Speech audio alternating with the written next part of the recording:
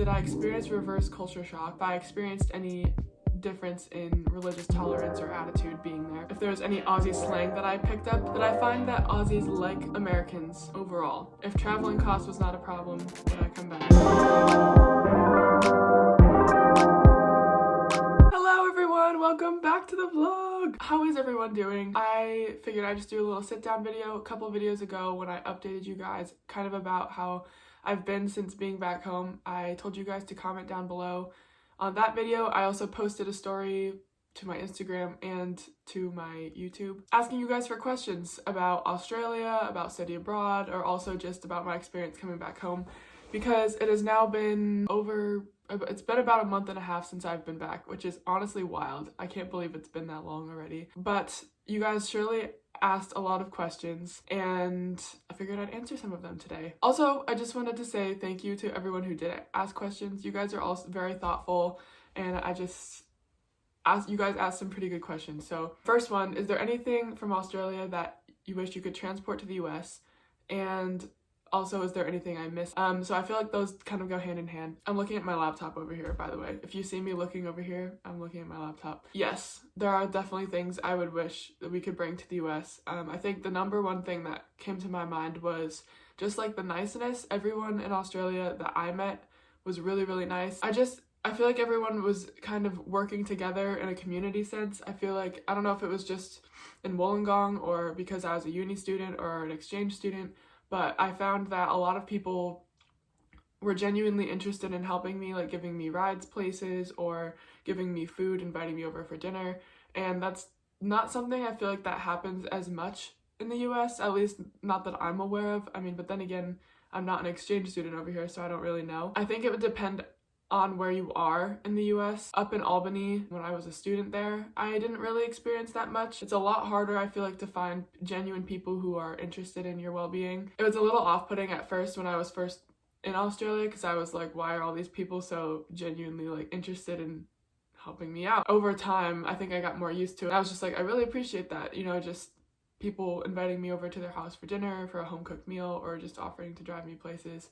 Those little things go a long way for sure. But if you're going more of a tangible thing, I wish I could bring the sun, because we have like no sun. It's been gray for like weeks and it's been snowy and I just miss having the sun. I miss the birds, like the pretty birds flying around and even just hearing them. I was looking through some of my old vlogs and some of my videos from my camera roll and just hearing the birds chirping outside of the windows and like squawking and everything. As obnoxious as they are, I do miss them. And I also just miss seeing all the color. A lot of the plants and the birds and everything there is very vibrant. And in the summertime it does get like that here, like it gets very, very green here, and then in the fall we get all the pretty fall colors. But maybe it's just because we're in winter right now that I haven't seen it in a while. I think also Australia just has more like colorful flowers than we do. All the plants and the birds and stuff were just very colorful, and I do miss that. And I do miss the beach. And if I had to go off of that as well, I would miss the food. Like I do miss having good quality food that you can just go to the store and get. That's one thing that I've also noticed coming back, is just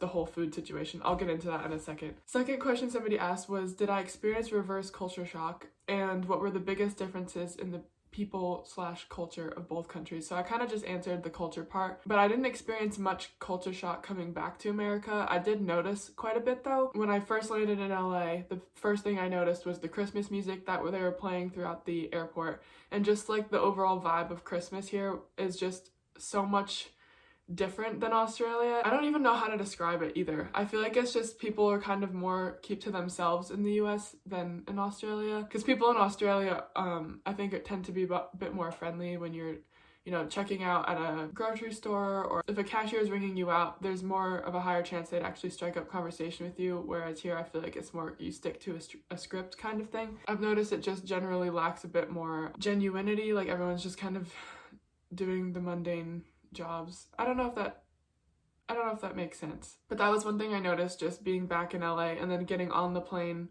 My plane ride from Sydney to LA, the people on the plane were super sweet. Like the guy I ended up sitting next to, he actually asked a question. He asked me if I learned how to play poker since being on the plane, and no, I have not. I don't know if you're watching this, but hello. He was very nice. He helped me with my bags and everything getting off the plane, so a little shout out to him. The people on that plane ride I found were a lot nicer than my plane ride from LA to New York, because the girl I ended up sitting next to on the next plane ride, she was just kind of on her phone the whole time, and I'd ask her like if she wanted her blanket, because like her blanket was in my seat and everything, and she just was like very closed off, and I was like, you must be from New York. It's just like a very different mindset. The guy I sat next to on the plane originally, he's from Ireland, so shout out to any people from Ireland because you guys have a good rep. And then obviously going through New York City. New York City is just full of a mindset of every man for himself for the most part. I don't mean to slam New York City, but it's just a lot different than like a small town vibe for sure. I also just think that people are just busy down there, like you're just kind of every man for himself. Another big difference was that the weather threw me off quite a bit. I'll get into that more later as well. And I found myself so far looking at my hometown through a different lens. I've been looking at it through the eyes of what my friends would think back in Australia. Like it's cool thinking about it through their perspective, and even for you guys watching as well. Like I think about how you guys haven't, because some of you guys have commented on my videos, they're like, I haven't seen snow before, or I haven't seen snowshoeing before, and just like, thanks for showing us, you know, that type of lifestyle. And for me, it's like normal. For me, I'm like, I think it's kind of boring, and everyone here is just kind of like, great, here we go with the snow again. Some of you guys commenting have been interested in seeing the snow, and I'm like, it's just cool to look at it through a different lens, and it makes you appreciate where you're at, and it helps you kind of appreciate that everyone has a different experience of what's normal. I think it's just cool to start looking at life through that lens of the grass is always greener in somebody else's yard. I really did like that mindset change for me, just being able to appreciate my hometown more than I did before I left. And then somebody also asked if I experienced any culture shock going to Australia. I answered that kind of in some previous videos, because everything that I was thinking about to answer this question, I was like, well, I kind of talked about that more in detail in my what I learned videos. So my 12 things I learned in Australia and 14 things I learned in Australia. You should check those out, because those were a lot of random things that I just found very odd when I first went to Australia. I wouldn't say that I experienced culture shock very severely. I think it was a lot of little things that I noticed were different, like the accents and the dialect and sports and the birds and certain landscape type of things, but for the most part, the culture was pretty similar. It's not like I was going to a completely different way of life. Like everyone there still spoke English, had similar foods to what we do in the US, and like the culture vibe was still the same, even though there was slight differences in like driving on the other side of the road. But it wasn't drastic enough where if I went to a different speaking country, like say if I went to like Spain or something, I think that would have been a lot more of a culture shock for me than Australia was. I haven't been to Spain, so I guess I don't know. That was my second runner-up country. I was thinking of going to Spain as well, so it was between Australia and Spain. Somebody also asked if I felt safer walking around in Australia, and if I thought it was because of the gun laws being different, or if it was a different attitude of the people. I thought this was really interesting. So my first initial experience with the whole safety thing, I learned being in Australia that a lot of Australians have a stereotype against Americans that if you come to America, you're gonna die because you're gonna get shot, which is really sad to me to think about, that is the way that our country is portrayed. I guess like how Americans think of Australia is the stereotype is you're gonna die because everything's trying to kill you. Like the environment's so rough and there's so many poisonous spiders and snakes and stuff. But I learned that their perception of us was you're gonna die going to America because you're gonna get shot, which is really sad. But I can understand why, and I definitely understand why. We have an issue for sure with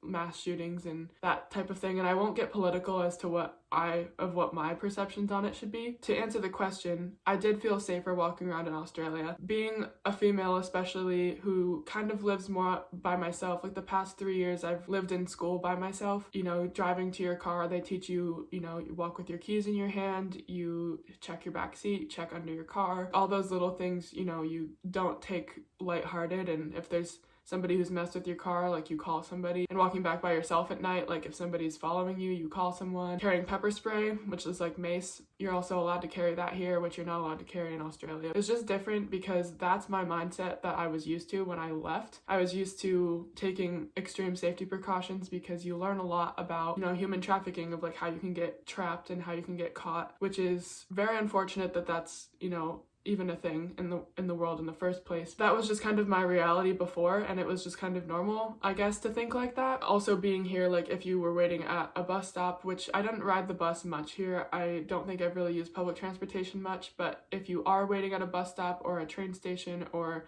anything like that here. And if somebody starts talking to you, that's when you call somebody and you like let a friend know that like somebody's being weird around you, and you like send your location or something. In Australia, when that happened, like there'd be people who would start talking to me like at the bus stop, and it was just them trying to strike up conversation, and I found that very odd at first. And it's just something where you're not used to people being nice because they're just trying to be nice.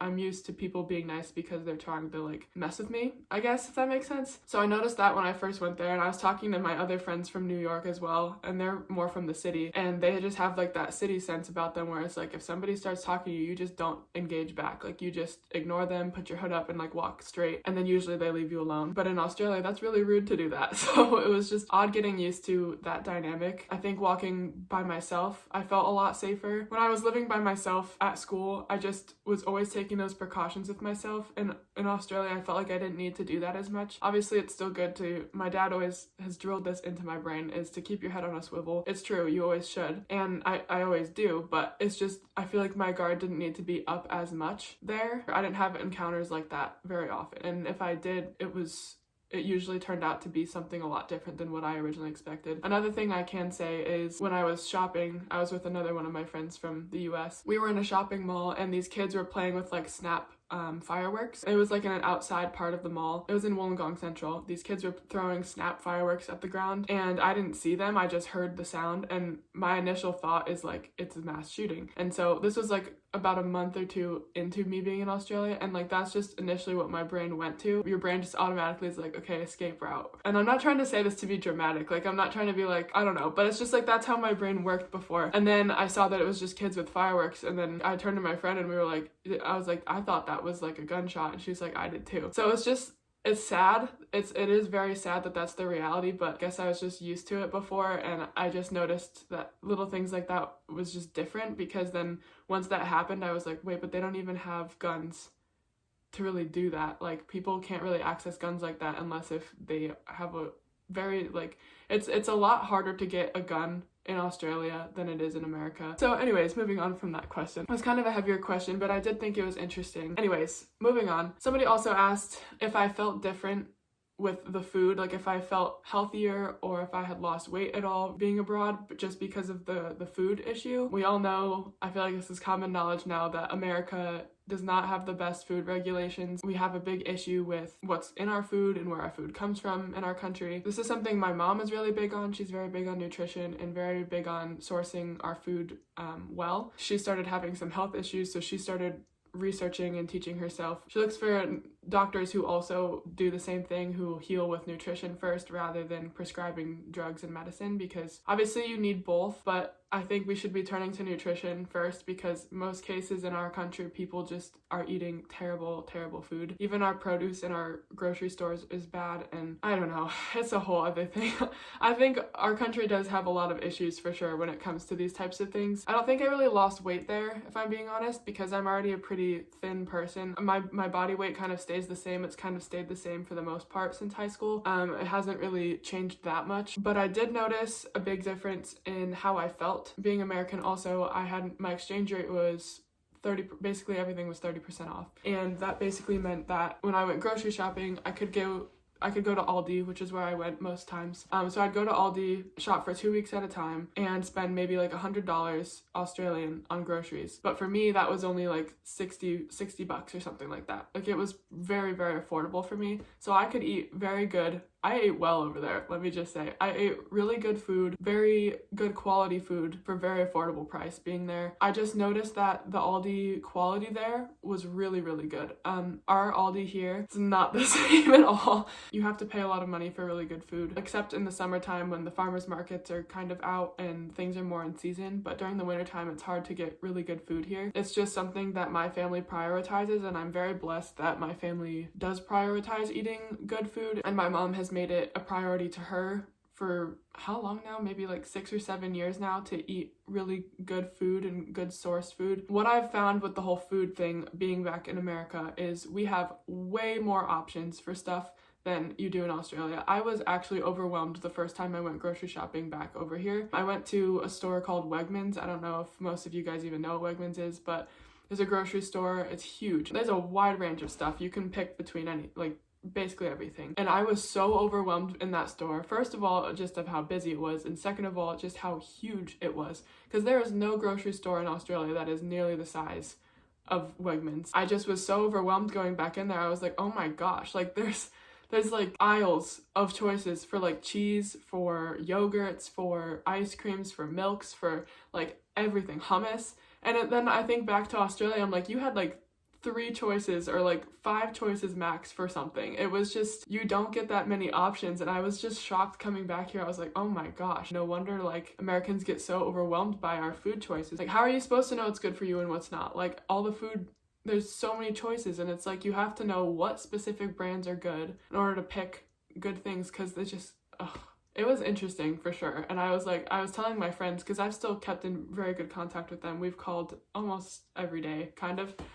I'd say every other day. And I told them if they came here, they'd be so overwhelmed by that grocery store, because you'd be sitting there staring at the cheese aisle for probably 10 minutes just trying to find what you want, and also just trying to make sure that it's not processed or full of crap. So yeah, I definitely liked the Australian food choices a lot better. I just found it was a lot easier to find good quality food. It's just harder here. Like, you have to know what brands, you have to know what to buy, you have to know what ingredients to look for.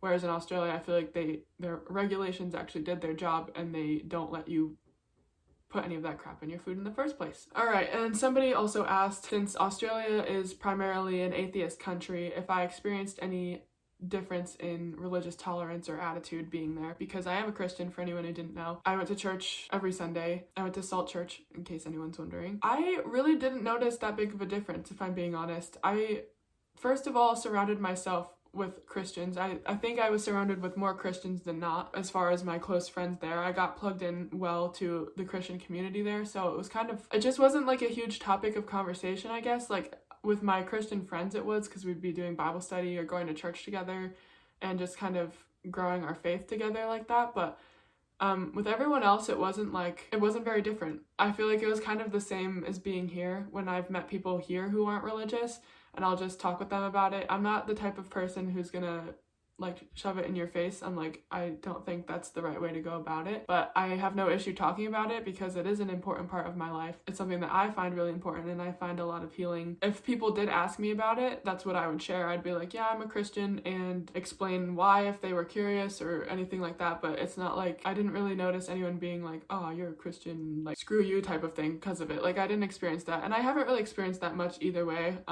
If anything, I feel like in my experience of being a Christian, I've gotten more hate and more judgment from actual Christians than non-Christians. I was actually surprised by the religious community there. I didn't think that it was going to be as big as it was. Next question is, has studying abroad in Australia helped change some personal views of mine? And did any of my experiences in Australia change me in any way? Definitely yes. I think my personal perceptions going there, I did a video about that too before I left. So if you're curious, you could check that out. I'll link that up there. Is it up there or over there? I don't know. But yeah, I did not experience the scary, terrifying animals as everyone made it seem. Everyone was like, well, you're going to Australia, you're gonna die. Like, if we don't hear from you again, we're just gonna assume that you died. And that was certainly not the case at all. I only experienced a couple scary things being there. One, I did see a huntsman spider, crawled across our car, completely freaked me out. I was in the car with Caleb and Louie, and we were driving back from the train station. I think we had just gone to like Sydney or something. And the spider, I don't know where it came from, but we were driving down the road. Caleb was driving, Louie's in the passenger seat, and I'm in the back. And the spider comes crawling up. Ugh. This freaked me out. It came crawling up the dashboard and was crawling across Louie's window, and I was sitting behind Louie, and I unbuckled because it was like right it was right next to me on the window.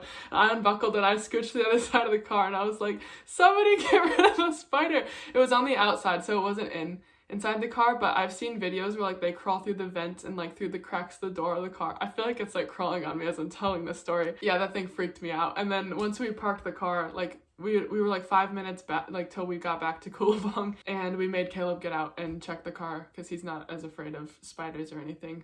So we made him check, and he found it under the car and then killed it eventually, just because I don't think he wanted it crawling into his car either. That was one of the terrifying spider experiences, but that was the only huntsman I actually really saw. I think I saw one as well, like on a car from across the street, but I'm not 100% sure, but I never actually saw one up close or on me, thank God. It was definitely something I was scared of happening, but it didn't actually end up happening. But then the other scary things was seeing the jellyfish when I was up in the Great Barrier Reef up there in Fitzroy Island. Chloe and I definitely did see couple jellyfish, which was scary, but they didn't sting us. We were wearing our stinger suits, so it was okay. Yeah, but I didn't see any snakes. Everyone asked me if I saw snakes. I didn't see any snakes. I was scared of seeing one when I went to the Blue Mountains and when I was hiking up there. So then second part of that question is, has any of my experiences there changed me in any way? Definitely yes. Like I said before, people were a lot nicer there and very welcoming, a lot more friendly. I just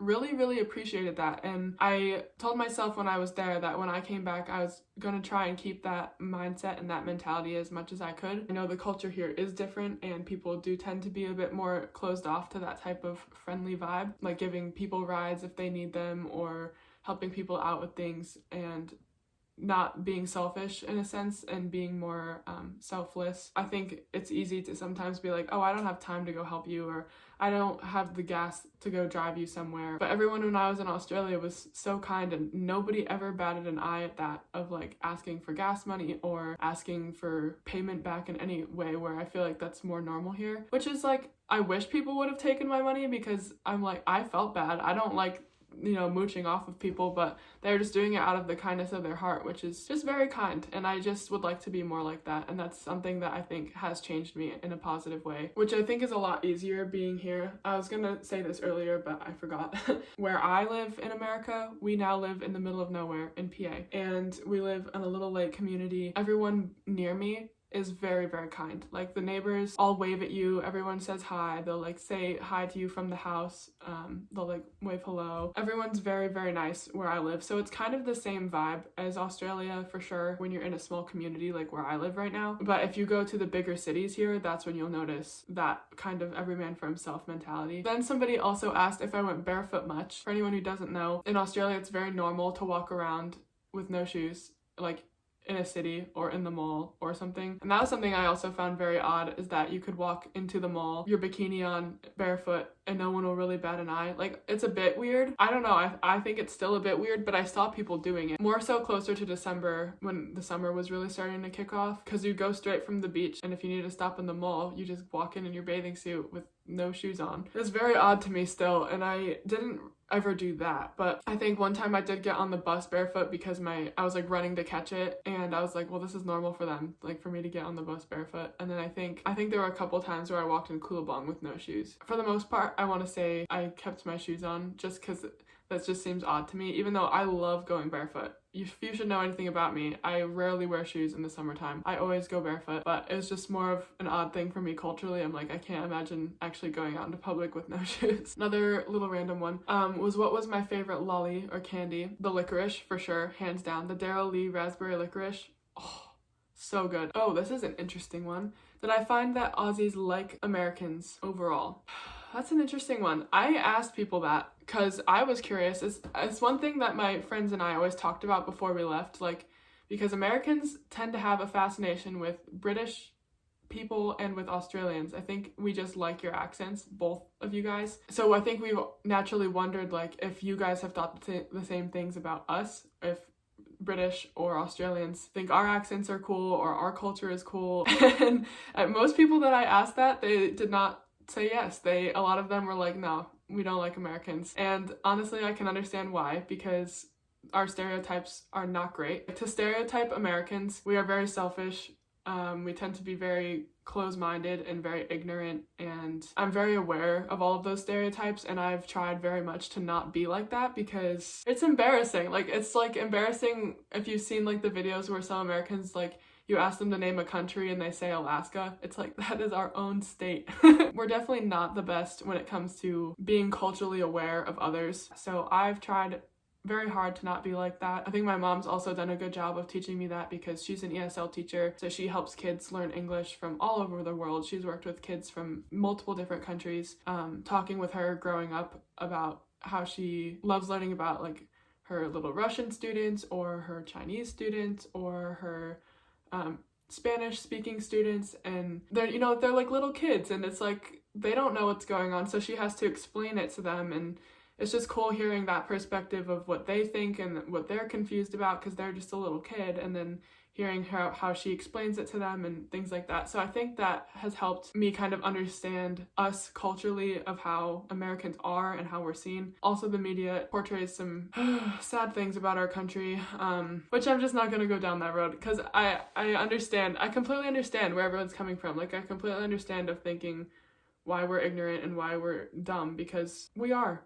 Sometimes. But also, I think it's important for people to recognize that there are other people and there is still culture here. One thing that made me really sad being there was I got into a conversation with somebody where they said, I think it was later on after me being there for so many months, and I think I just said, like, I can't wait to go home and have my tastes of home again, or like be home with my family to have like our holiday traditions and things like that. And somebody laughed at me and was like, you don't have tastes of home because you're American, or you don't have traditions because you're American. And I'm like, yes, but I'm like, it was like basically people were telling me that I couldn't have a culture or a taste of home or anything because they're like, what are your foods from home? And I'm like, I would be telling them like, oh, my mom makes lasagna, or like the way that our pizza tastes different, and then they're like, well, that's not even your cultural food. And I'm like, I know, but it tastes different, and we still have Italian heritage in our background, and there's a very big Italian influence in our area, and I'm like, that's the cool part of being American. We are a melting pot of a country where we have all these different cultures that come here, and I think that that's cool that we can all celebrate that and like have our own tastes of home. And I was just so shocked to hear that somebody was like, you can't have that because you're American, and Americans don't have any culture. And I'm like, well, that's just not true, because we do have culture and we still do have traditions here. That just made me really sad that somebody could say that to me. And then I also felt like I couldn't even get offended by that, because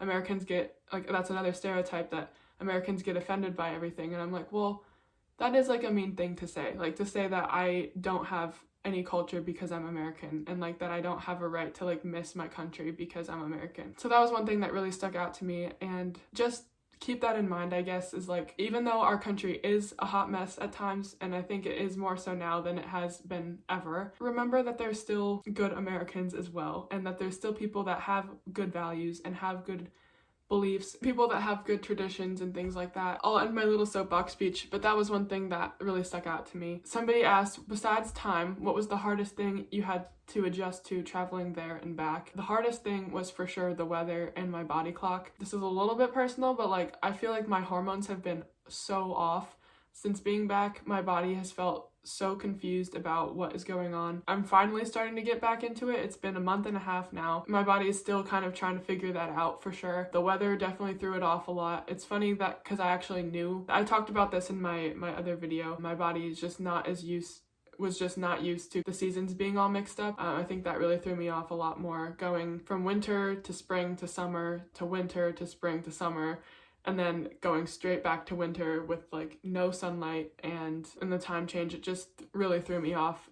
So my body has been slowly coming back to normal, but there have been some days I've had where I just do not feel on at all. Like, my body just feels so off and my mind feels so off. I'm like, what is going on? I'd say that was hands down the biggest difference, and it hit me a lot harder than I thought it was going to. Somebody also asked if there was any Aussie slang that I picked up, and people have also asked me if I got an accent. Definitely did not get an accent, but I still do use some slang for sure. The ones that I've been saying the most is surely. I say surely all the time. I say I reckon still, and I say yeah right when I'm agreeing with someone, and I say oi instead of hey.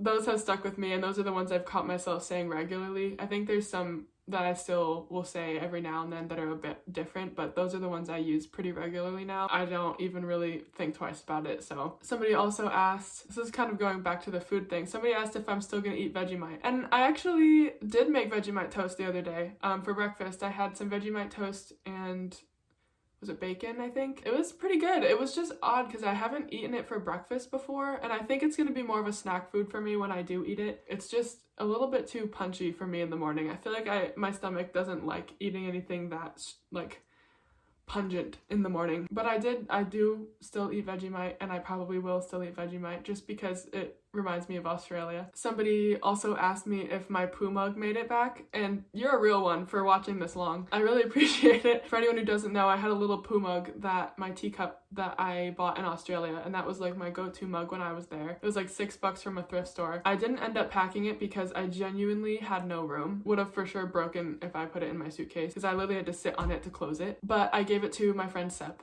And so Sep still has the teacup. I told her that she can think of me now whenever she has a cup of tea. I still have my poo mug back here. I think it's in my college stuff, so I have to go dig for it still. I'll have to show you. But thank you. That's such a real one question for asking. I'm glad that like somebody remembered that. And they also said Happy New Year to you. And they said cheers, mate. So cheers to you too. So somebody asked, do you go, oh wow, if you see any cockatoos, are there gum trees near you? I know they're in the States too. I have no gum trees or cockatoos near me. All of them would probably be in California.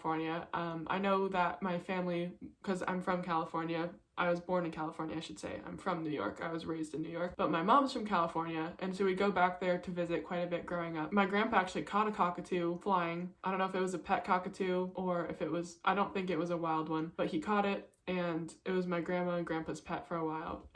It has since died, but there are gum trees out there too. I'm pretty sure California landscape looks pretty similar to Australia, from at least where I was in Australia. And then last and final question, the one that probably all of you guys are wondering, is would I come back to Australia? If traveling costs was not a problem, would I come back? I definitely would, for sure. I would love to come back to Australia and live there. I could see myself going back within a year or two. If I did go back, I would actually go, and I think I'd live there for a couple years if I got a job. But I would have to get a job. I'd have to have, you know, a steady, logical reason of how I'm going to sustain for myself going back. But I could see myself going back within a year or two, just because I'm in my young 20s and I'm like, I really don't have anything tying me down right now to anywhere. So if I got offered a job there, I would definitely consider it. So if any of you guys know of anything, please let me know, because I am definitely on the job hunt and I'm looking for something kind of in the more marketing realm, but I think I would like to do analytics behind marketing. I just think I would do well with a job like that. I think because I have a business economics background, so I'm very good at understanding statistics and the whole finance realm of things, but I think I'm too creative for a job that strictly deals with numbers, but I do like dealing with numbers and I do a good job of understanding them. But I also really do enjoy the more marketing side of things and being creative and basically taking like numbers and applying it to a marketing strategy. So if anyone knows of anything, please let me know. For sure, I would go back. If financial reasons were not involved, if I was a millionaire, money was no object, I would go back every month probably. It's not the issue of traveling for me, it's more the issue of money. So if I was a millionaire, you bet I'd be back within a heartbeat. And it's funny that since I've been back, after telling my parents all of these stories and everything, all of my family has said that they would love to come back with me next time. So next time I do go back, I'm sure I will be coming with my whole family as well. I definitely will go back someday. I would love to go visit all of my friends and all of the places that I was living in and everything. It's just going to be a bit of time because right now I have to focus more on paying off student debt and getting a job and saving up for, you know, investments and a house and a car and all of those things. So I can't just go run off to another country, in theory. But that is my answer to that. Anyways, that is going to wrap up this video. This is kind of a longer one. I hope you guys didn't get too bored. So thank you to you guys who stuck through the whole thing. But if you guys have any other questions or you'd like me to do a part 2, please comment more questions. I'd be happy to sit down and answer more. Or if you have any video ideas you'd like to see me do, I am planning on going on a trip up to Buffalo in Canada soon. So I will take you guys up there, and if there's anything you'd like to see, I'll be sure to show you. But I hope you guys enjoyed, and be sure to like and subscribe. I'm trying to make it to 1,000. Yeah, that'd really mean a lot to me. Anyways, I hope you're all doing well, and I hope to see you guys in the next one. Peace out.